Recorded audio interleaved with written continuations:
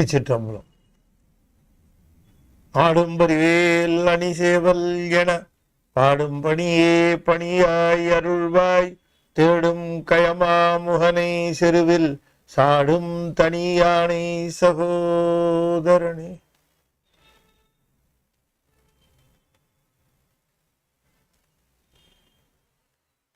திருச்சிற்றம்பலம். ஊழியர்கொன் பொழித்த பூலியர்கொன் கடல் போற்றி ஆடிமிசை கல்மிதப்பில் அணைந்த பிரான் அடி போற்றி வாழி திருநாவலூர் வன்தொண்டர் பதம் போற்றி ஊழி பலி திருவாத ஊரர் திருத்தாள் போற்றி. திருச்சிற்றம்பலம். தென்னாடுடைய சிவனே போற்றி, என் நாட்டவர்க்கும் இறைவா போற்றி, ஏகம்பத்துறை எந்தாய் போற்றி, பாகம்பெண்ணூர் ஆனாய் போற்றி, பராய்த்துறை மேவிய பரணே போற்றி, சிராப்பள்ளி மேவிய சிவனே போற்றி, அண்ணாமலையமண்ணா போற்றி, கண்ணார் அமுத கடலே போற்றி, காவாய் கனகத்திரளே போற்றி, கைலை மலையானே போற்றி போற்றி. வெற்றிவேல் முருகனுக்கு அரோகரா. திருச்சிற்றம்பலம்.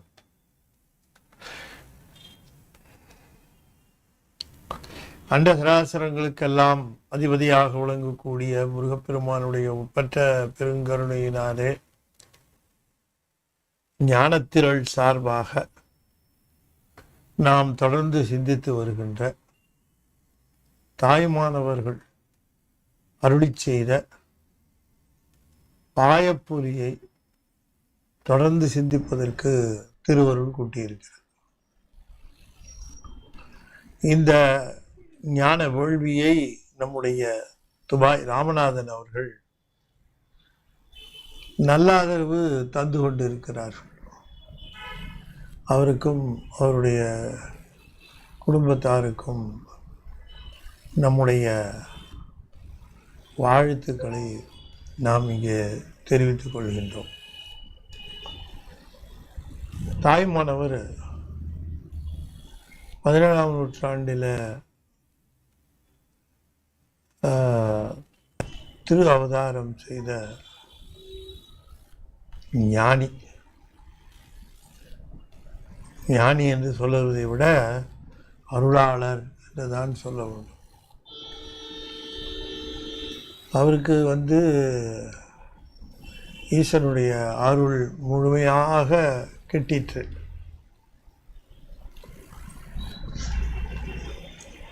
ஈசனுடைய அருள் பெற்ற பிறகு இந்த பூமியிலே இருப்பது போன்ற ஒரு துன்பம் வேறு துன்பம் கிடையாது. ஏற்கனவே இந்த பிரபஞ்ச வாழ்க்கை துன்பமயமானது தான். ஆனால் அதில் எதையோ கலர் பூசி சாமி நல்லா ஏமாற்றி வச்சுருக்காரு. எல்லாரும் அது வேணும், இது வேணும், அதை எடுத்துக்கணும், இதை எடுத்துக்கணும் அப்படின்ட்டு ஆர்வத்தோடு குறுக்க முறுக்க அலைஞ்சி திரிஞ்சு 3000 வரைக்கும் அலைஞ்சி திரிகிறான். ஒன்றும் கிடைக்கல. கடைசியில் என்ன கிடைச்சாலும் எதை கிடைச்சாலும் ஒன்றும் கிடைக்கல. துன்பமயமானதுங்கிறது பெரியவங்களாம் அதைத்தான் சொல்லியிருக்காங்க.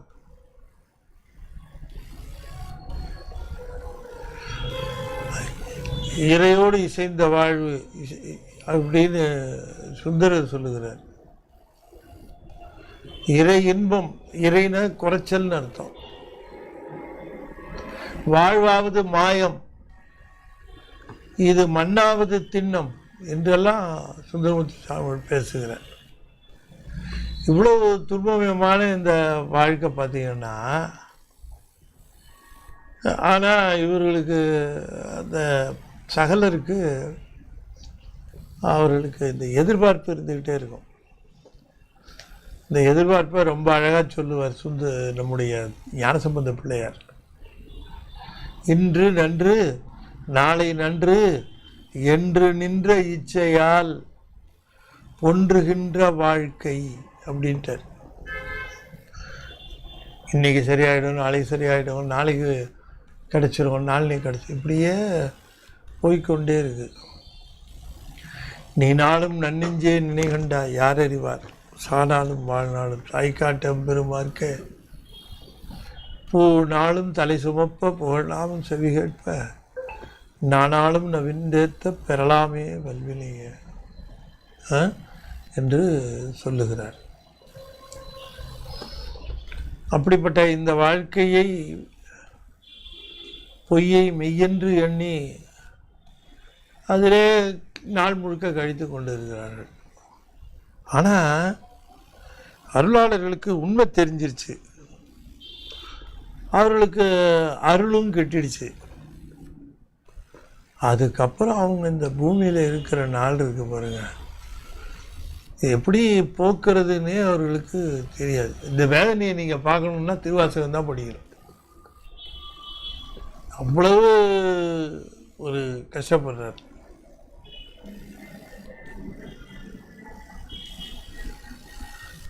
அந்த மாதிரியான ஒரு அல்லாளர் நம்முடைய தாய்மானவருடைய அந்த உயர்ந்த வாழ்க்கையை கண்டு அவருடைய அந்த திருநாமத்தையும் அவருடைய திருப்பாடல்களையும் தங்களுடைய வாழ்க்கை நெறியாக கொண்டவர்கள் எத்தனையோ பேர். திருச்சரபுரம் தாய்மானவருடைய திருவருளாலே திரு அவதாரம் செய்தவர். அதனால் அவருக்கு தாய்மானவர் என்கிற திருநாமம் அவங்க அப்பா சூட்டினார். சைவ சித்தாந்தத்தினுடைய முடிவு என்ன என்பதை அவர் தெளிவாக அவர் உணர்ந்து கொண்டார். அந்த சித்தாந்தத்தினுடைய முடிவு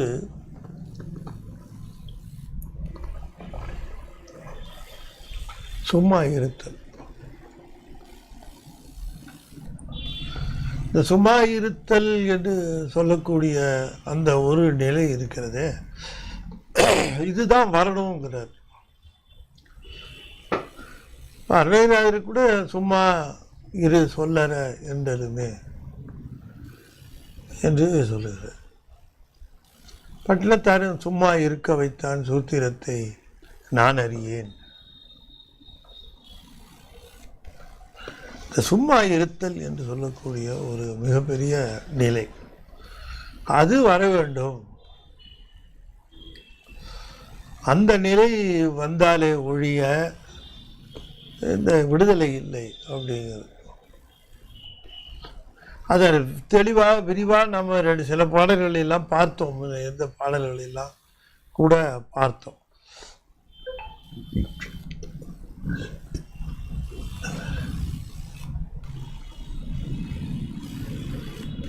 சொல்லுகைக்கு இல்லை என்று என்னை சும்மா இருக்க விட்ட சுகம்ங்கிறார் அருணகிரிநாதர். இன்று வருமோ நாளைக்கே வருமோ மற்ற என்று வருமோ அறியேன் எங்கோவே துன்று மலவாம் மாயையற்ற வெளிக்குள் வெளிகடந்து சும்மா இருக்கும் சுகம் என்று எல்லாரும் பேசி இருக்கிறார்கள். ஏன்னா இதுதான் நிறைவு நிலை, மோன நிலை. இந்த மோன நிலை சித்திக்கிறதுக்கு எல்லா அருளாளர்களும் முதல்ல ரொம்ப முயற்சி பண்ணியிருப்பாங்க. அதுக்கு தான் இறைவனுடைய திருவருளை பெற வேண்டும், அவனுடைய கருணையை பெற வேண்டும் என்றெல்லாம் சொல்லுவது, அதற்கு வாயிலாக இருப்பது இந்த சும்மா இருத்தல். அந்த சும்மா இருத்தல் என்பது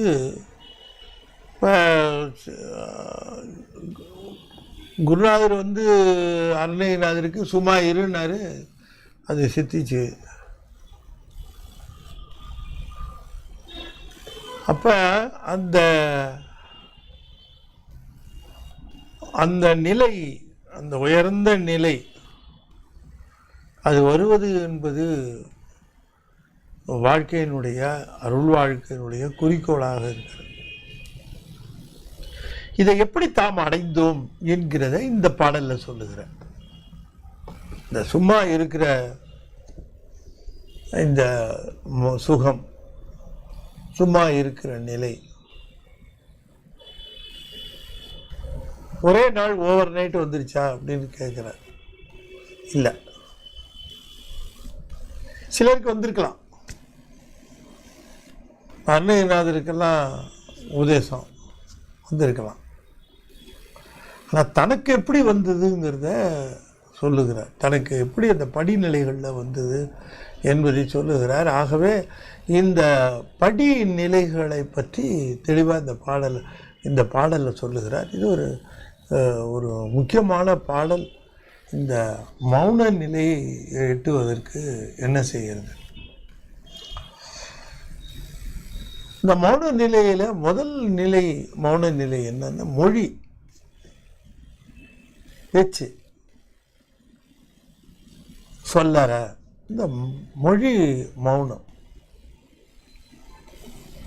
இந்த மொழி மௌனம் எவ்வாறு வாய்க்கும்? பேசாம இருந்தல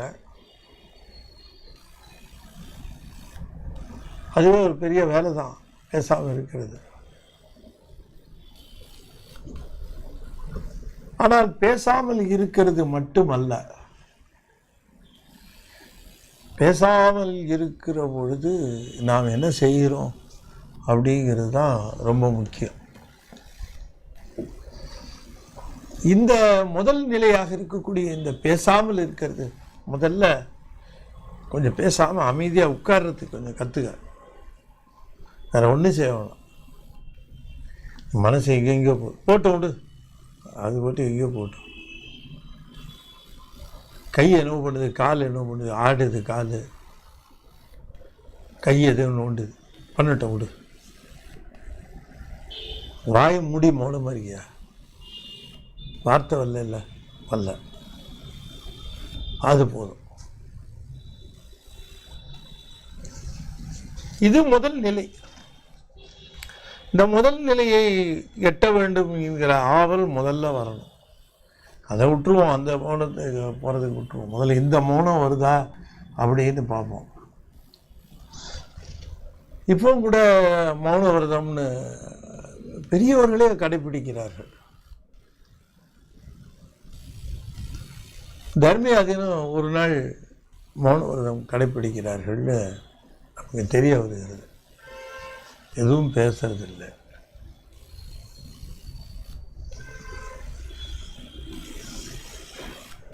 அது ஒரு பெரிய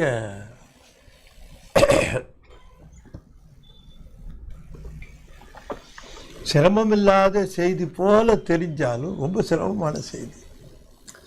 பேசாமல் இருந்து பார்த்தவங்களுக்கு தான் தெரியும். கொஞ்ச நாள் பேசாமல் இருந்து பார்த்தவங்களுக்கு தான் அது தெரியும். அந்த மாதிரி நேரத்தில் நான் அஞ்செழுத்து உச்சரிக்கலாமா அல்லது பதிகம் பாடலாமா என்று கேட்டால் அதுக்கு வாய்ப்பு இல்லை. அது அப்படி ஆரம்பித்து அப்படி போய்டும். அது எதுவும் வேண்டாம், எதுவும் வேண்டாம். இப்போ மொழி கொஞ்சம் அந்த சூக்குமை அடங்கி இருக்கட்டும். இந்த சூக்குமையை முதல்ல அடக்கணும். இதுதான் முதல்ல செய்ய வேண்டியது. சரி, இதுக்கு என்ன வழி அப்படிங்கிறத தனியாக சொல்கிறார். அது அப்புறம் பார்ப்போம். இந்த சூக்குமை அடங்கி நின்று மொழி வராமல் பார்த்து கொள்ளுகிற சும்மா இருக்கிற அந்த நிலை, பேச்சு எதுவும் இல்லாமல், வைகரி வாக்கு எதுவும் இல்லாமல் நிற்கிறது. வைகரி வாக்கு எதுவுமே இல்லாமல் இருக்கு. அது தூள வைகரியாக இருக்கட்டும், சூக்கும வைகரியாக இருக்கட்டும், மற்றவங்க கேட்குற மாதிரி பேசாமல் தான் கேட்குற மாதிரி மட்டும் பேசுறது. ஆஹா, வைகரியே கிடையாது. இது முதல் நிலை. இரண்டாவது நிலை இந்த காயம் என்று சொல்லக்கூடிய உடம்பினுடைய மௌனம்.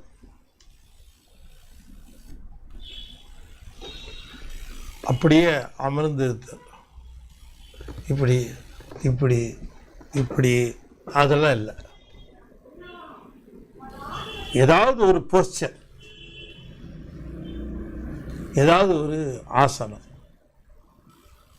அதில் அமர்ந்திருத்தல், அதில் அமர்ந்திருத்தல். அப்போ அமர்ந்திருக்கிற பொழுது கரங்கள் எப்படி இருக்க வேண்டும், கால்கள் எப்படி இருக்க வேண்டும், முதுகு எப்படி இருக்க வேண்டும், வயிறு எப்படி இருக்க வேண்டும், தலை எப்படி இருக்க வேண்டும், சிரசு எப்படி இருக்க வேண்டும், பார்வை எப்படி இருக்க வேண்டும், எல்லா விதமான அந்த செய்திகளும் அதில் கவனிக்கப்படணும்.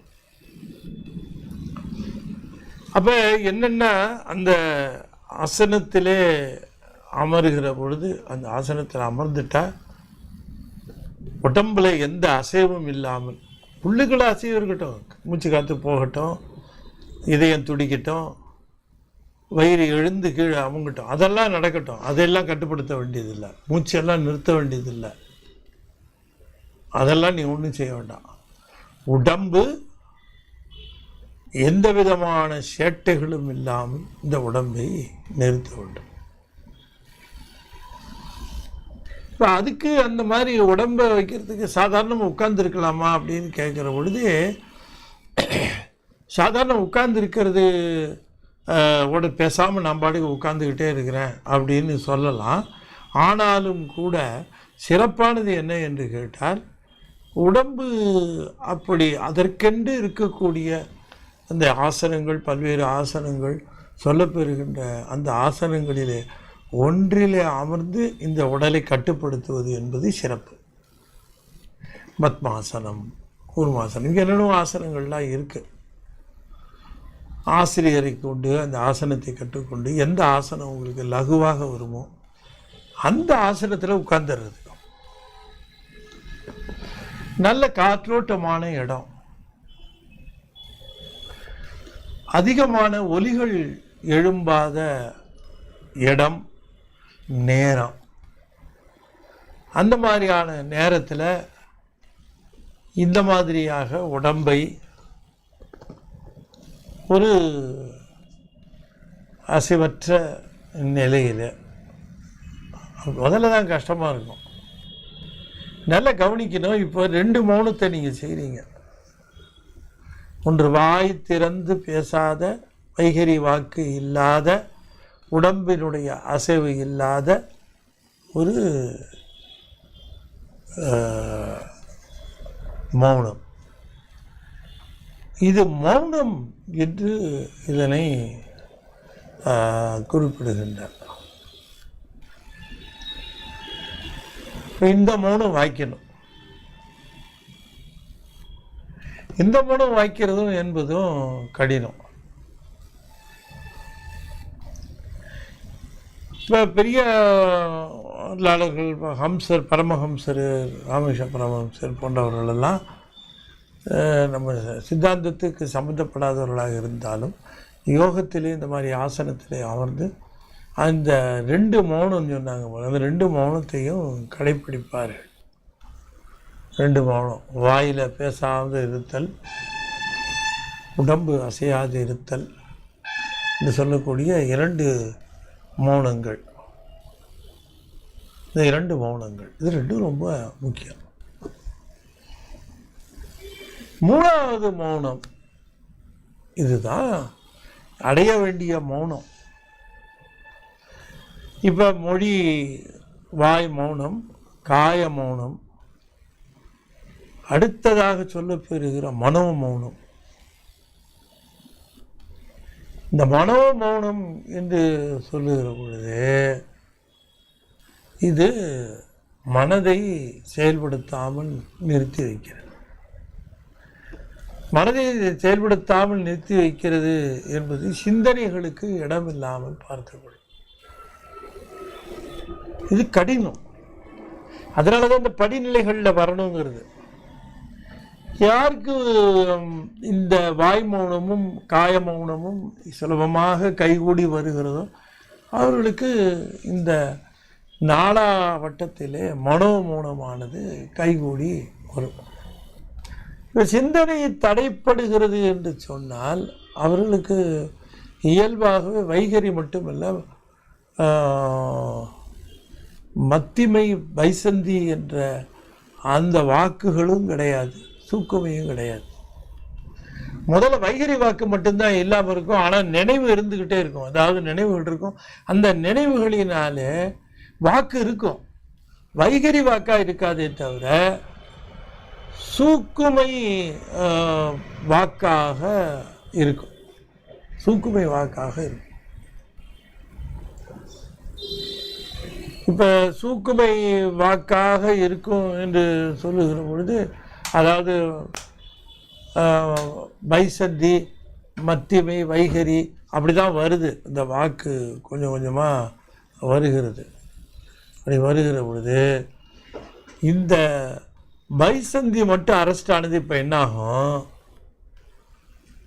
என்ன நின்ன உடனே சூக்குமையில் போய் நின்றுடும். இந்த சூக்குமையில் நின்று தாண்டுறது தான் நாதாதீதம். எனவே மௌனம் காத்தல், மௌனம் என்பது இந்த நாதத்தை போய் சொல் பிரபஞ்சத்தை கடந்து நிற்கிற பொழுது சொல் அடங்கி போனவுடனே பொருள்கள் அடங்கி போகும். சொல்லற என்ற உடனேயே பொருள் ஒன்றும் அறிந்திலனே அப்படிங்கிறார். சொல் பிரபஞ்சம் போச்சு, பொருள் பிரபஞ்சமும் போயிடும். எனவே சொல் பிரபஞ்சம் பொருள் பிரபஞ்சம் என்று சொல்லக்கூடிய இந்த இரண்டையும் வெல்லுவது இந்த மௌனம், மனோ மௌனம் என்று சொல்லக்கூடிய இந்த மௌனம். இந்த மௌனம்னு பேசுகிறத மௌனம் மௌனம் என்று சொல்லுகிற பொழுது மௌனநிலை என்று சொல்லுவது எல்லாமே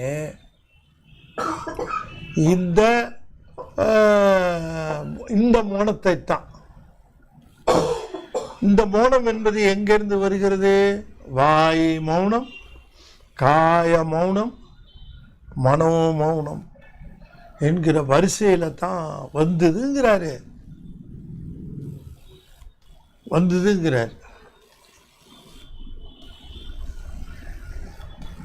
அப்ப இந்த இந்த மௌனம் இப்படி வர வேண்டும் என்று சொல்லுகிற பொழுது படிநிலைகளிலே இந்த மௌனமானது கொஞ்சம் கொஞ்சமாக வந்து கடைசியில் மௌன நிலை என்று சொல்லக்கூடிய அந்த மௌன நிலையை யாம் அடைந்தோம் என்று தன்னுடைய அனுபவத்தை சொல்லுகிறார்.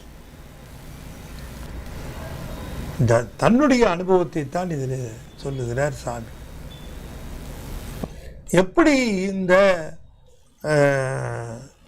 தனக்கு இந்த மௌன நிலை கிட்டிற்று என்கிற அந்த செய்தியை இதிலே சொல்லுகிறார்.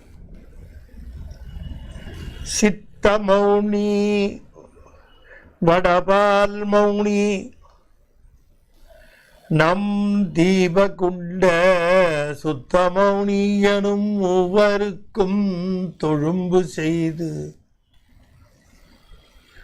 சத்த மௌனம் முதல் 3 மௌனமும் தான் படைத்தேன். சத்த மௌனம் முதல் 3 மௌனமும் தான் படைத்தேன். நித்த மௌனமல்லால் அறியேன் மற்ற நெட்டைகளே. சித்த மௌனி வடபால் மௌனி நம் தீபகுண்ட சுத்த மௌனி எனும் ஒவ்வொருக்கும் தொழும்பு செய்து சத்த மௌன முதல் 3 மௌனமுந்தான் படைத்தேன். நித்த மௌனமல்லால் அறியேன் மற்ற நிட்டைகளே. இப்ப தெள்ள தெளிவாக சொல்லுகிறார், நான் 3 மௌனம் படைத்தேன். அந்த 3 மௌனம் என்ன? சத்த மௌனம் முதல், சத்தம் என்று சொல்லுவது மொழி. இந்த சத்த மௌனம் என்று சொல்லக்கூடிய மொழி மௌனம் சொல் மௌனம், வாய் மௌனம். அதை தொடர்ந்து வருவது காய மௌனம், உடம்பு. அதை தொடர்ந்து வருவது இந்த மனோ மௌனம். இந்த 3 மௌனமும் படைத்தேன். இந்த 3 மௌனங்களும் எனக்கு கிடைத்தன. சரி, இந்த 3 மௌனங்களும் எப்படி கிடைத்தன, எந்த மாதிரி எனக்கு கிடைத்தது என்று சொல்லுகிற பொழுது அவர் சொல்லுகிறார், எல்லோரையும் போலவே நான் சிவபெருமான் மேலே சொல்லனாத அன்பு பூண்டு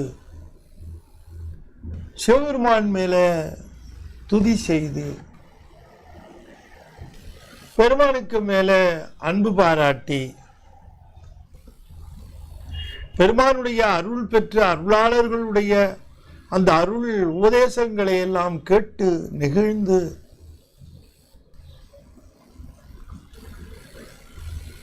திருக்கோயில்கள் சூழ்ந்து வழிபாடு செய்து பூசைகள் செய்து எல்லாத்தையும் செய்து கொண்டுதான் இருந்தேன். அப்படி செய்து கொண்டு இருந்த நான் எனக்கு இந்த மௌனம் கிட்ட வேண்டும் என்கிற அந்த நிலையிலே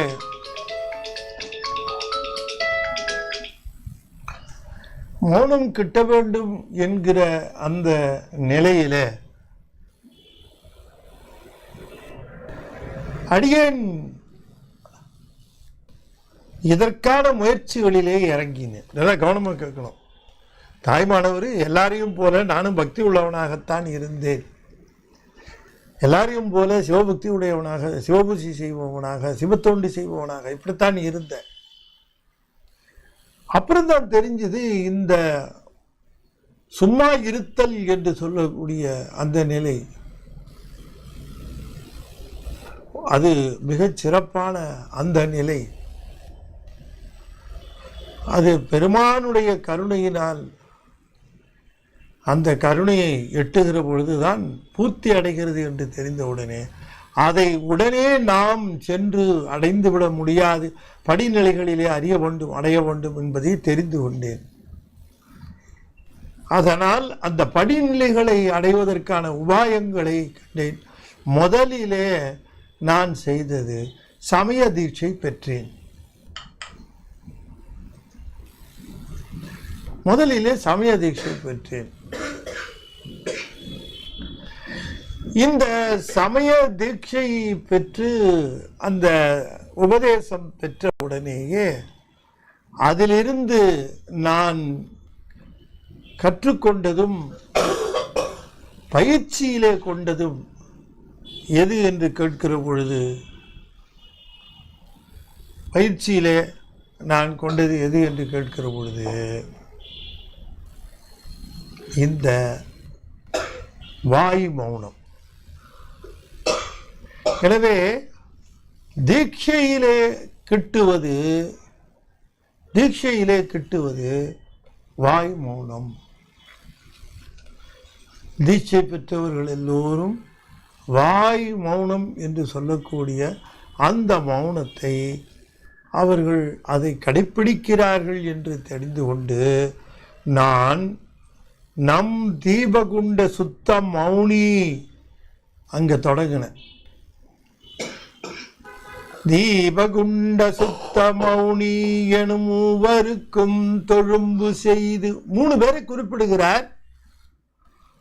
அதுல நம் தீபகுண்ட சுத்த மௌனி என்று சொல்லுகிற பொழுது, நம் என்று சொல்லுகிற பொழுது அதுல நம் என்று நம்மில் ஒருவராக இருக்கக்கூடியவர் என்று சொல்லுகிறேன். ஏன்னா குருவாக இருக்கக்கூடியவர்கள்ல நம்மில் ஒருவராக இல்லாமல் இருக்கிறவர் போத குருவாக ஒருவர். நம் தீபகுண்ட அப்படின்னு சொன்னால் நம்மை பற்றி தெரிந்து, நம்முடைய தகுதியை தெரிந்து நமக்கு உபதேசம் செய்வதற்காக நம் தீபகுண்டமணி என்று அந்த உரிமையோடு அதை சொல்லுகிறார். அவங்களுக்கு சுத்த மௌனி, அவரை சுத்த மௌனி என்று சொல்லுகிறார். அந்த உபதேசத்தை உபதேசித்த அவர் வேறு எதையும் உபதேசிக்கவில்லை. அதனால தான் அவரையும் மௌனி என்று சொல்லுகிறார். அவர் சுத்த மௌனி என்று சொல்லுகிற பொழுது அந்த மௌனத்தினுடைய தொடக்கமாக இருக்கக்கூடிய அந்த மொழி மௌனம் என்று சொல்லக்கூடிய அந்த மௌனத்தை நான் அங்கேதான் கற்றுக்கொண்டேன், பயிற்சி எடுத்தேன். அதில்தான் நான் வாய் மூடி இருத்தல் என்று சொல்லக்கூடிய அந்த வாய் மௌனத்தை கற்றுக்கொண்டேன். அப்ப இந்த மௌனம் காத்தல் என்று சொல்லுகிற பொழுது அந்த வாய் மௌனம் சொல்லற இருத்தல் என்று சொல்லுகிற அந்த செய்தியிலே,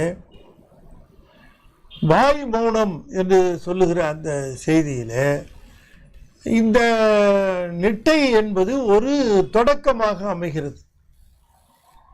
இறைவனுக்கு ஒரு தொடக்கமாக, இறைவனுக்கு வழிபாடு செய்வது, பூஜை செய்வது, மந்திரம் செய்வது எது வேணாலும் இருக்கலாம். ஆனால் அதில் இந்த வாய் மௌனம் என்று சொல்லக்கூடிய இந்த மௌனத்தை, வாய் மௌனத்தை பயிற்சியில் எடுத்துக்கொண்டு அந்த வாய் மௌனத்தை கடைப்பிடித்தேன் அப்படின்னு தன்னுடைய அனுபவத்தை சொல்லுகிறார். இந்த வாய் மௌனத்தை எவ்வாறு செய்தேன் என்றால், என்னுடைய குருநாதருக்கு தொண்டு செய்து, சுத்த மௌனி எனும் தொழும்பு செய்து, அவருக்கு நான் தொண்டு செய்து, தொழும்பு செய்து, அடிமைப்பட்டு நின்று தொழும்பு செய்து நான் இந்த வாய் மௌனம் என்கிற அந்த மௌனத்தை அடைந்தேன். இதுதான் என்னுடைய இந்த முதல் நிலையாக இருந்தது. இன்னைக்கு பார்க்குற தாய்மானவர் உங்களுக்கு ரொம்ப பெரியவராக தெரியலாம். ஆகா, இப்படி இந்த மௌன நிலை வந்தது, இவருக்கு பெருமானுக்கு வாய்த்தது என்று. ஆனால் அது அந்த எளிமையாக அது கிட்டிவிடவில்லை, அவ்வளோ எளிமையாக கிட்டிவிடவில்லை. பிறகு இந்த மௌனத்திற்கு அடுத்த நிலையாக இந்த உடம்பு மௌனம், காய மௌனம், அசைவற்று இருக்க வேண்டும் என்கிற இந்த காய மௌனத்தை நான் கடைப்பிடிக்க வேண்டும் என்று கருதினேன். இதற்கு என்ன வழி என்று சொல்லுகிற பொழுது, எனக்கு கிடைத்த அடுத்த குருவானவர், அற்புதமான ஒரு குருநாதர் அதற்கு கிடைத்தார். அவர் யார் என்று கேட்டால், அவர்தான் வடபால் மௌனி. வடபால் மௌனி என்று சொல்லுகிற பொழுது, வடக்கே ஆலின் கீழே இருந்து மௌனமாக இருந்து உபதேசம் செய்தாரே நால்வருக்கு, அந்த வடபால் மௌனி, நால்வருக்கு உபதேசம் செய்த அந்த வடபால் மௌனி தட்சிணாமூர்த்தி இந்த இடத்துல தான் குறிப்பிடுகிறார். ஒவ்வொரு நாளும் அந்த தென்முக கடவுளுக்கு முன்பாக போய் அமர்ந்து அவரையே குருவாக பாவித்து இந்த காய மௌனத்தை நான் பயிற்சி செய்தேன், அதை பயிற்சியில் கொண்டு வந்தேன். அடுத்த நிலை போனதை சொல்லுகிறார். இதில் ஆர்டரை மாற்றி சில சமயம் பொருள் சொல்லி இருக்கிறார்கள். ஆனால் தாயுமானவர் என்ன ஆர்டரில் சொல்லியிருக்காரோ அதுதான் சரியான ஒரு வரிசை, அதுதான் சரியான வரிசை. என்று சொன்னால், அவர் வடபால் மௌனி என்று சொல்லக்கூடிய தட்சிணாமூர்த்தியை ஒவ்வொரு நாளும் திருச்சிரபுரம் அந்த தாய்மானவர் திருக்கோயிலுக்கு ஏறி செல்லுகிற பொழுது தாய்மானவரை தரிசித்து விட்டு தட்சிணாமூர்த்திக்கு எதிரே வந்து அமர்ந்து விடுவார். காய மௌனத்தை அங்கேதான் கடைப்பிடித்தார். சுவாமி என்ன கோலத்தில் அமர்ந்திருந்தார்னு பல படங்கள் நாம் பார்க்கிறோம். அவர் அந்த ஆசனத்தில் அமர்ந்து கொண்டு இருப்பது நமக்கு தெரியும். அவர் அங்கே அந்த பெருமானுக்கு முன்பாக அமர்ந்து கொண்டு இருக்கிறார். அப்படி அங்கே அமர்ந்ததுனால தான் மௌனகுரு வணக்கத்திற்கு முன்பாக சின்மயானந்த குருவை அவர் நமக்கு அந்த பகுதியை அருளி செய்தார். சின்மயானந்த குரு முழுக்கவே திருச்சிரபுரத்திலே தாய்மானவர் திருக்கோயில் வலமாக வருகிற பொழுது அதிலே தென்முக கடவுளாக எழுந்தருளியிருக்கிற பெருமானித்தான். அவரை வழிபடுறதுக்குன்னே போவார். அங்கை கொடு மலர் தூவி, அங்கமது புலகிப்ப அன்பினால் உருகி அங்கை கொடு மலர் தூவி அங்கமது புலகிப்ப அன்பினால் உருகி விழிநீர் ஆராத முத்தியினது ஆவேச ஆசை கடற்குள் மூழ்கி சங்கர சயம் சுயம்புவே சம்புவே எனவும் மொழிதழுதழுத்திட வணங்கும் சன்மார்க்க நெறியிலா துன்மார்க்கனேனையும் தன்னருள் கொடுத்து ஆழ்வையோ அங்கே கொடு மலர் தூவி தட்சிணாமூர்த்தியை பூஜை செய்திருக்கிறார். நான் அப்படி நிக்கலன்னு சொல்றார், ஆனா அந்த பூஜையை சொல்லுகிறார். அங்கை கொடு மலர் தூவி அங்கம் அது புலகிப்ப, அங்கம்னா உடம்பு, புலகாங்கிதமுடைய, அன்பினால் உருகி, அன்பினால் உள்ளமானது உருகி, விழிநீர் ஆறாக, விழியிலிருந்து நீர் ஆறாக பெருகி எடுத்து வருகிறதாம். மலர் தூவுகிற பொழுதும் அங்கமது புலகிப்ப அன்பினால் உருகி. இதெல்லாம் எதனால வந்தது என்று கேட்டால், அந்த முதல் தீட்சையினால, முதல்ல இருந்த நிலை இருக்கிறது, அந்த நிலையினால. ஆகையினாலே இந்த அன்பினால் உருகி விழிநீர் ஆறாக, விழியிலிருந்து நீர் ஆறாக பெருகி ஓடுகிறது. ஏனென்றால் பெருமானே பிறவிகள் தோறும் இந்த துன்பத்தை அனுபவித்து கொண்டு வருகிறேன், பிறவி நீக்கமாக உம்முடைய திருவடி முத்திப்பேரிலே என்று சேர்வேன். முத்தியினது ஆவேச ஆராத முத்தியினது ஆவேச ஆசை கடற்குள் மூழ்கி. முத்தியினது ஆவேச ஆசை கடல், அது ஆறாத தனியாத ஆசை. அந்த தனியாத ஆசை இருந்துதான் ஆசை கடற்குள் மூழ்கி சங்கர சுயம்புவே சம்புவே எனவும் மொழிதழுதழுத்திட வணங்கும். இதுதான் சன்மார்க்க நெறி என்று குறிப்பிடுகின்றார். சன்மார்க்க நெறி என்று சொல்லுவது இங்கே தட்சிணாமூர்த்தியிடம் வந்து நின்று வழிபாடு செய்து தக்க குருவை பெறுதல். பெருமானிடம் வந்து நின்று வழிபாடு செய்கிறவர்களுக்கு குருநாதர் சித்திக்கும் என்று முன்னையும் சொல்லியிருந்தார். இப்போவும் அந்த செய்தியை குறிப்பிடுகின்றார். தழுதழுத்திட வணங்கும் சன்மார்க்க நெறியிலா சங்கரனே சுயம்புவே சம்புவே எனவும் மொழிதழுதழுத்திட வணங்கும் சன்மார்க்க நெறியிலா துன்மார்க்கனேனையும் தன்னருள் கொடுத்து ஆழ்வையோ. யார்கிட்ட இதை சொல்லிட்டு இருக்கிறாருன்னு தெரியணும் இல்லையா? துங்கமிகு பக்குவ சனகன் முதல் முனிவோர்கள் தொழுது அருகில் விற்றிருப்ப சொல்லறிய ஒரு நெறியை, சொல்லறிய நெறியை ஒரு சொல்லால் உணர்த்தியே சொரூபானுபூதி காட்டி செங்கமல பீடமேல் கல்லால் அடிக்குள் வளர் சித்தாந்த முத்தி முதலே. சித்தாந்த முத்தியினுடைய முதல் பொருள் அதுதான் தட்சிணாமூர்த்தி.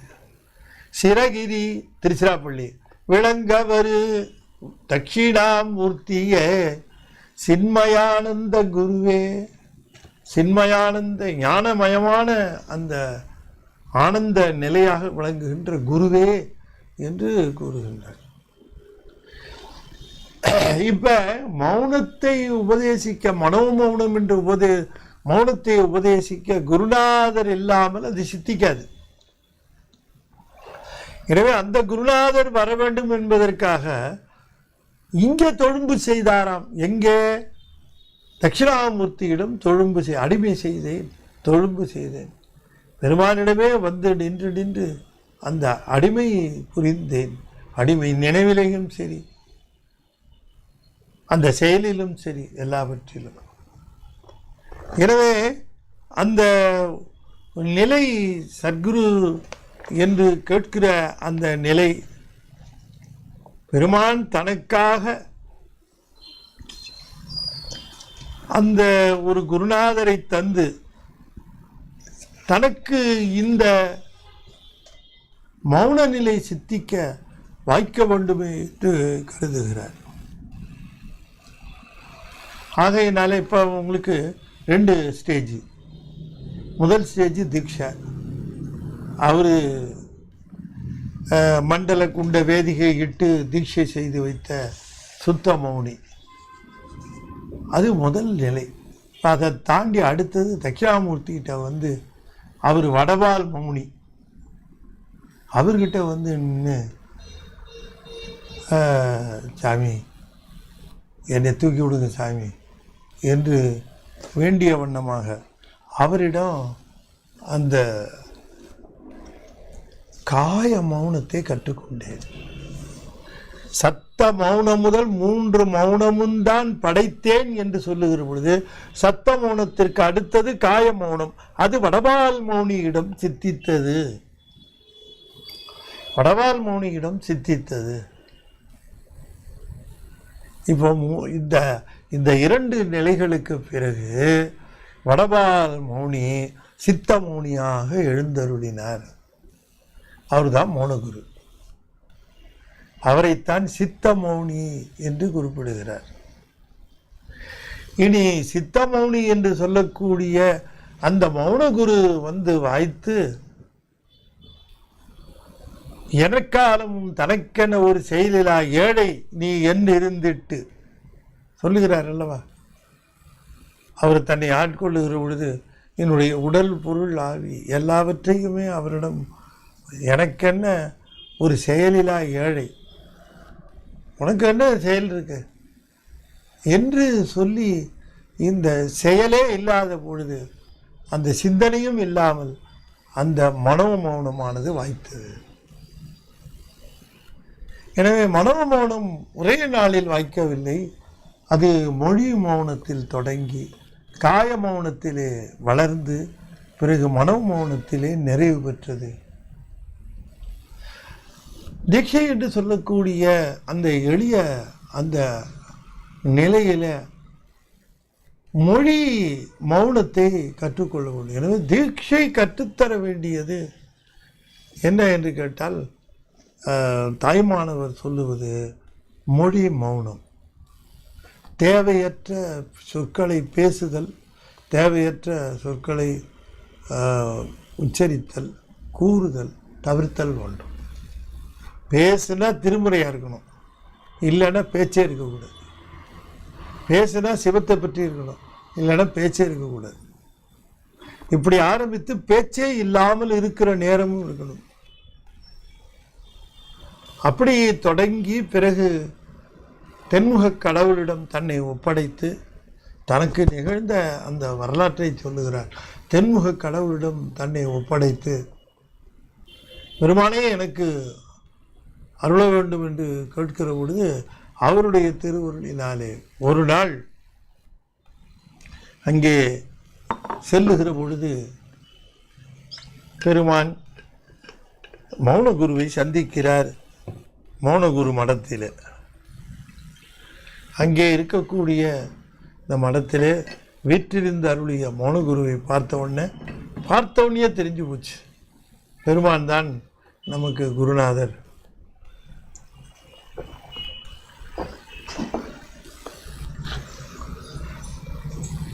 அவருடைய பொன்னார் திருவடிகளை பற்றி கொண்ட உடனேயே குருவுக்கும் சீடனை பற்றி தெரிஞ்சிருச்சு, இது பக்குவ ஆன்மா என்று. ஆனால் அவருக்கு பல்வேறு விதமான பக்குவங்களை தந்து கொண்டிருந்தாரே தவிர மனோமௌனம் என்று சொல்லுவதை, உன்னுடைய வாழ்க்கையிலே பல கடமைகள் இருக்கின்றன, அவற்றையெல்லாம் முடித்த பிறகு யாம் தருவோம் என்று மீண்டும் திருமணமாகி அந்த வரலாறெல்லாம் நம்ம ஏற்கனவே உடல் பொய்யுறவில் பார்த்துருக்கிறோம். அந்த குழந்தையை தன்னுடைய தமையனாரிடம் ஒப்படைத்து விட்டு துறவு பூண்டு திரும்பவும் வருகிற பொழுதுதான் திருச்சிரபுரத்திலே மௌனகுருவை மீண்டும் சந்தித்து அந்த தீட்சையை, அந்த மௌனத்தை, அந்த உபதேசத்தை பெறுகிறார். ஆகையினாலே அந்த வரிசையை சொல்லுகிறார். இப்போ வரிசை எப்படி சொல்லுகிறார்? சித்த மௌனி, வடபால் மௌனி, சுத்த மௌனி. இந்த மூன்று நிலைகளில் நான் 3 மௌனங்களை பெற்றேன். வாய் மௌனம், உடல் மௌனம், மனோ மௌனம் என்று சொல்லக்கூடிய இந்த 3 மௌன நிலைகளை பெற்றேன். மௌனமுந்தான் படைத்தேன் சித்த மௌனி, வடவால் மௌனி, நம் தீபகுண்ட சுத்த மௌனி எனும் மூவருக்கும் தொழும்பு செய்து சத்த மௌன முதல் 3 மௌனமுந்தான் படைத்தேன். நித்தம்னா எக்காலத்திலும் மௌனமல்லால், இந்த மௌன நிலை அல்லால் அறியேன் மற்ற நிட்டைகளே. யோக நிஷ்டையாக இருக்கட்டும், வேற எந்த நிட்டையாக இருக்கட்டும், இதற்கு சமானம் இல்லை, இதுதான் நிறைவு என்று மற்ற நிட்டைகளை பற்றி நாம் கருதாமல் இந்த நிட்டையே, இந்த மௌன நிலையே தான் நிறைவு நிலையாக சைவ சித்தாந்தத்திற்கு விளங்குகிறது என்று குறிப்பிட்டு காட்டுகிறார். நித்தம் என்றால் எக்காலத்தும் மௌனமல்லால் அறியேன் மற்ற நிட்டைகளே என்று சுவாமி குறிப்பிடுகின்றார். கண்டேன் நினதருள் அவ்வருளாய் நின்று காண்பதெல்லாம் உண்டே, அதுவும் நினதாக்கினேன். உவட்டாத இன்பம் உண்டே அருந்தி இளைப்பாரினேன். நல்ல முத்தி பெற்று கொண்டேன். பராபரமே எனக்கு ஏதும் குறைவில்லையே. ஆஹா, என்ன அருமையாக சொல்லுகிறார். எனக்கு ஏதும் குறைவில்லையே. எனக்கு என்ன குறை இருக்க முடியும்? இப்போ நடுவில் ஏதோ குறை இருக்கிற மாதிரி நம்ம சார்பில் சொல்கிறார். அவருக்கு இருக்கிற மாதிரி அவருக்கு குறைவில்லை சொல்லிட்டாருங்க. அப்போ இந்த சைவ சித்தாந்தத்தினுடைய அடுத்த சிறப்பான அந்த நிலையை கூறுகின்றார். அடுத்த சிறப்பான நிலை சைவ சித்தாந்தத்தில் அடுத்த சிறப்பான நிலை என்னென்று சொல்லுகிற பொழுது, இந்த உடம்பு இருக்கிற பொழுதே முத்தி பெறலாம். உடம்பு இருக்கிற பொழுதே முத்தி இன்பம் கிட்டும். இந்த உடல் இருக்கிற பொழுதே முத்தி இன்பம் கிட்டும். அதனை பெற்றவர்கள் உண்டு, சீவன் முத்தர்கள். அடிக்கடி நான் சொல்றது உண்டு, மற்ற மதங்கள் சமயங்கள் எல்லாம் உடம்பை விட்டு போன பிறகு உயிர் அடைவது முத்தி என்று சொல்லுகிறார்கள். நாம் அப்படி சொல்லலை. உடம்பு இருக்கிற பொழுதே பெறக்கூடியது முத்தி. அந்த முத்தி நலத்தை தரக்கூடிய வல்லமை உடையவன் சிவபெருமான் ஒருவன் தான், வேற யாரும் அப்படி கொடுக்க முடியாது. அப்ப என்ன சொல்றாரு பாருங்களேன், நல்ல முத்தி பெற்றுக்கொண்டேன்கிறார்.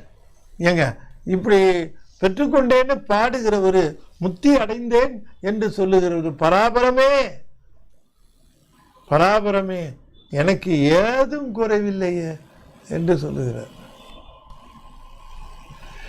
கண்டேன் நினது அருள். அப்ப இந்த எனது அருளை கண்டேன், எனது அருளை கண்டேன் என்று சொல்லுகிற பொழுது நான் என் குருநாதரை கண்டேன்.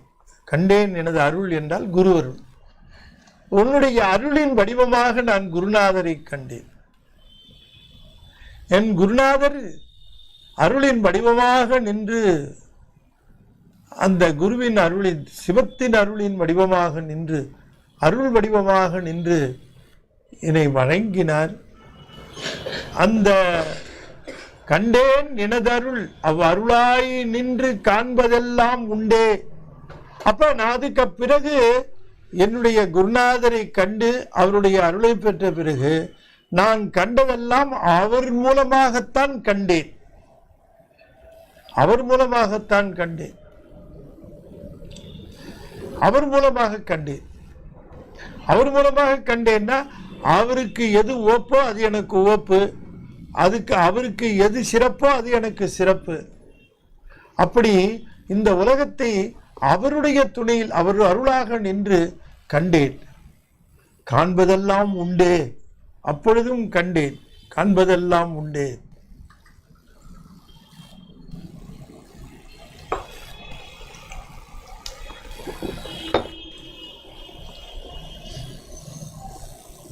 உண்டே.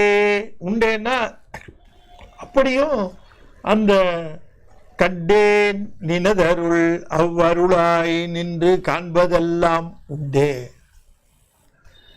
அருளாய் நின்று என்று சொன்னால் அதுதான் அந்த துரியம். குருவினுடைய அருளிலே மூழ்கி திளைத்து குரு தனக்கு காட்டியதை எல்லாம் கண்ட அத்தனையும் அவருக்கே அர்ப்பணித்தேன். யாவும் நினதாக்கினேன் என்று சொன்னால் குருவுக்கே ஆக்கினேன். அப்படி ஆக்கிய எனக்கு அந்த அருள் நிலையினுடைய பக்குவத்தினாலே, பெருமானுடைய பெருங்கருணையினாலே, நல்ல கவனமாக கேட்க வேண்டும். குரு துரியம் வரைக்கும் அழைச்சின்னு போவார்.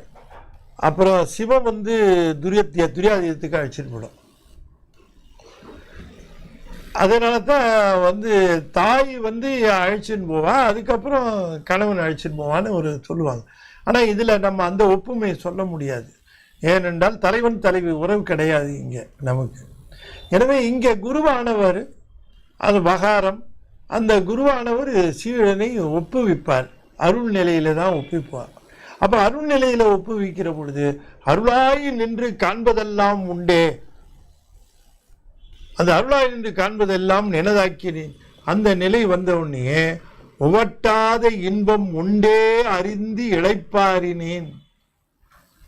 இப்ப எனக்கு அந்த துரியாதீதம் கிட்டிற்று. அந்த துரியாதீதம் கிட்டிய உடனே உவட்டாத இன்பம், தெவிட்டாத இன்பம் முண்டே அருந்தி. முண்டு அருந்தினார். முண்டு அருந்தி என்று சொன்னால் ஆன்மா அந்த மாதிரியான இன்பத்தை அதுவரை அனுபவித்ததில்லை. ஆகையினாலே தான் அது இப்போ நீங்கள் கொஞ்சம் யோசனை பண்ணி பாருங்கள். இப்போ ஒரு வீட்டில் ஒரு குழந்தை அழுத உடனேயே அந்த வீட்டில் இருக்கக்கூடிய தலைவர் கேட்கிறார், என்ன குழந்தை அழுகிறது என்ன? அப்போ அவங்க சொல்கிறாங்க, குழந்தை பசிக்கு பாலுக்கு அழுகிறான்னு. பால் என்னாச்சு? வரணும் பால். நம்ம வீட்டில் பால் இல்லையா? ஏன்னா அவர் பெரிய பால் பண்ணையே வச்சுருக்கார். ஒரு பெரிய டேங்கை உடனே ஃபோன் பண்ணி வரவழைச்சார். எங்கள் வீட்டு குழந்தைக்கு பால் இல்லையா, கொண்டாடு. அவன் பால் டேங்கர் கொண்டு வச்சு ஹோஸை எடுத்துட்டு இந்த பாலை கொண்டு ஹோஸ்லேருந்து கொண்டு இந்த குழந்தைக்கு கொடுத்தான்னா குழந்தை கதி என்ன தாங்குமா? அதை அப்படித்தான் இந்த இன்பத்தை பற்றியே இதுவரைக்கும் அனுபவித்திராத துரியாதீத நிலைக்கு போன உடனே அந்த ஒட்டாத இன்பம் முண்டு தான் அருந்தணும்.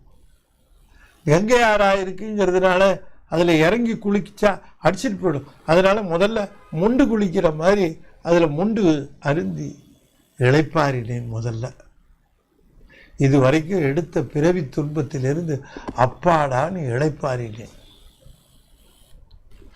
முண்டே அருந்தி பாருங்க, அந்த படிநிலைய எவ்வளவு சிறப்பா சொல்றாரு பாருங்க. உள்ளுக்குள்ள என்ன நடக்குதுங்கிறத சொல்றார். இதை யார் சொல்ல முடியும்?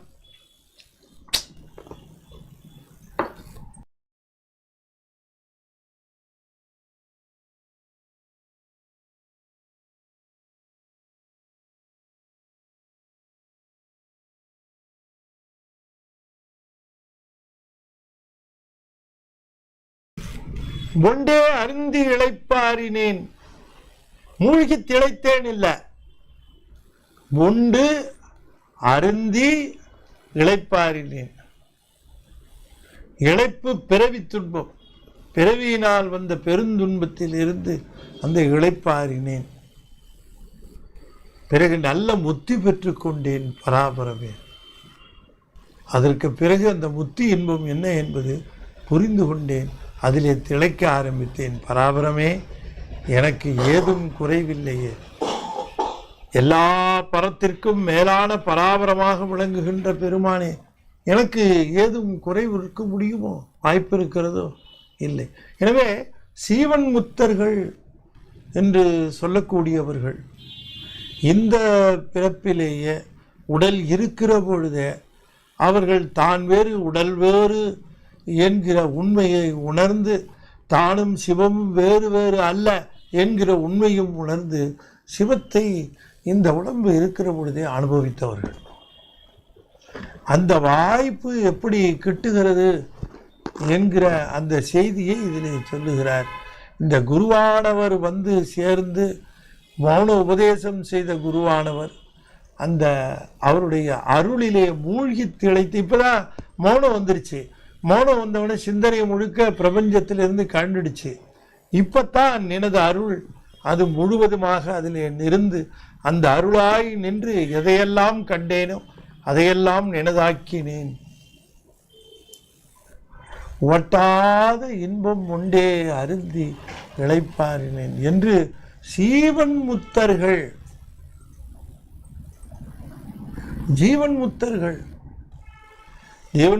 என்று சொல்லக்கூடியவர்கள் இந்த உடம்பு இருக்கிற பொழுதே பேரின்பத்தை நுகர்ந்தவர்கள். அவருடைய கருவிகரணங்கள் எல்லாம் அவர்களுக்கு இருக்குமே தவிர அவை தூய்மை செய்யப்பட்ட கருவிகரணங்களாக விளங்கும். நல்ல காட்சிகளையே கண்ட கண்கள் இருக்கிறதே, அது தூய்மை அடைந்த கண். அது காட்சி காணாத கண். அடியார் திருக்கோலத்தையும் ஆண்டவன் திருமூர்த்தத்தையும் தவிர வேறு எதையும் காணாத கண். கண் பெற்ற பயன் அதுதான். ஆலந்தான் உகந்து அமுது செய்தானை ஆதியை அமரர் தொழுதேத்தும் சீலந்தான் பெரிதும் உடையானை சிந்திப்பார் அவர் சிந்தை உளானை ஏலவார் குடலால் உமினங்கை என்றும் ஏற்றி வழிபடப் பெற்ற காலகாரணி கம்பனெம்மானை காண கண் அடியேன் பெற்றவாறே. அப்படி ஒவ்வொரு கருவிகளும் இந்த பெருமானை அனுபவிப்பதற்காகவே வந்தவை என்று கருதி வாழ்த்த வாயும் நினைக்க மனநெஞ்சும் தாழ்த்த சென்னியும் தந்த தலைவனை என்றார் இல்லையா? அப்படி வந்து இந்த உடம்பை பெருமானுக்கே அர்ப்பணித்த நிலையிலே, அந்த அருள்மயமான நிலையிலே ஆனந்த எல்லைக்குள்ளே கையை பிடித்து பெருமான் இழுத்து கொண்டு அங்கே அந்த ஆனந்த அனுபவத்தை வழங்குகிறார் என்று இந்த பாடலில் சொல்லுகிறார் என்று சொல்லி இந்த 2 பாடல்களை நாம் இன்றைய தினம் சிந்தித்தோம். அற்புதமான 2 பாடல்கள். இந்த 2 பாடல்களையும் நீங்கள் சிந்திக்க வேண்டும். அடியேன் ஞானத்திரள் என்ற பத்திரிகையிலே ஆசிரியராக இருக்கிறேன். உங்கள் எல்லாருக்கும் தெரியும். ஞானத்திரள் சார்பாகத்தான் இந்த நிகழ்வு. பெரிய பிரபலங்கள் எல்லாம் ஞானத்திரளை தொடர்ந்து பெற்றுக்கொண்டு அவர்கள் அந்த வாசித்து வருகிறார்கள். நீங்களும் ஞானத்திரளை பெற வேண்டும், சந்தா செலுத்த வேண்டும். மற்றவர்களுக்காக நீங்கள் செலுத்தலாம், அவங்க விலாசத்துக்கு நாங்கள் அனுப்பிச்சி வைப்போம். கடையில் கிடைக்காது. இது சந்தா செலுத்தி பெற வேண்டிய புத்தகம். ஆகையினாலே நீங்கள் சந்தா செலுத்தி இந்த புத்தகத்தை பெற்றுக்கொள்ளுங்கள். அதில் வர கட்டுரைகளுக்கு உங்களால் ஏதாவது உபகாரம் செய்ய முடியும்னா அதுவும் செய்யலாம். பெரிய புராணத்தில் 4273 பாடல்கள், அதாவது உலகராமனந்து ஓதற்கரியவனில் தொடங்கி நின்றது எங்கும் நிலைவு உலகராம் வரைக்கும் கடைசி பாடல் வரைக்கும் 4273 பாடல்களுக்கும் அடியேன் விளக்கம் சொல்லியிருக்கிறேன். அப்பால் மணி சார்ந்த அடியார் திருக்கூட்டம் மலேசியா அவர்கள் ஏற்பாடு செய்த நிகழ்ச்சி 13 சருக்கங்களும் ஒரே பென் டிரைவில் 4273 பாடலும் இருக்குது. இது கையில் ஒரு பொக்கிஷம் மாதிரி நீங்கள் வைத்துக்கொள்ளலாம். எந்த பாடலுக்கு என்ன விளக்கம், எந்த நாயன்மாருடைய விளக்கம், பெரிய புராணத்தில் என்ன சொல்லியிருக்கு, தெய்வ சேக்கிழார் எப்படி சொல்லுகிறார், விளக்கமாக அதை சொல்லியிருக்கிறோம். அதை நீங்கள் கேட்டு பெற்றுக்கொள்ளலாம். திருவருட்பயன் என்கிற நூல் வெளியிட்டோம் ஆண்டு விழாவில். அதில் திருவருட்பயனுக்கு எளிமையான உரையை அடியன் எழுதியிருக்கிறேன். வேணுங்கிற பெற்றுக்கொள்ளலாம். ராஜாங்க சமயம், அறுமுக சிவன் போன்ற வரலாற்று நூல்கள் இருக்கின்றன. எல்லாம் நிரம்ப எழுதியிருக்கிறோம். வேணுங்கிறவர்கள் வேணுங்கிற புத்தகத்தை பெற்றுக்கொண்டு பயன்பெற வேண்டும் என்று கேட்டுக்கொள்கின்றோம். இந்த அளவில் இதனை நிறைவு செய்யும் முகமாக இந்த நிகழ்ச்சிக்கு நல்ல ஆதரவு தருகின்ற துபாய் ராமநாதன் அவர்களுக்கும் நம்முடைய வாழ்த்துக்களை தெரிவித்துக் கொண்டு இப்பொழுது 5 எழுத்தை 5 முறை ஓதுவேன். அன்பர்கள் தொடர்ந்து ஓத வேண்டும் என்று திருவிழி பணிந்து வேண்டிக் கொள்கின்றேன். ஓம் நமச்சிவாய, ஓம் நமச்சிவாய, ஓம் நமச்சிவாய, ஓம் நமச்சிவாய, ஓம் நமச்சிவாய. திருச்சிற்றம்பலம். தென்னாடுடைய சிவனையே போற்றி, என் நாட்டவர்க்கும் இறைவா போற்றி. வெற்றிவேல் முருகனுக்கு அரோகரா. திருச்சிற்றம்பலம்.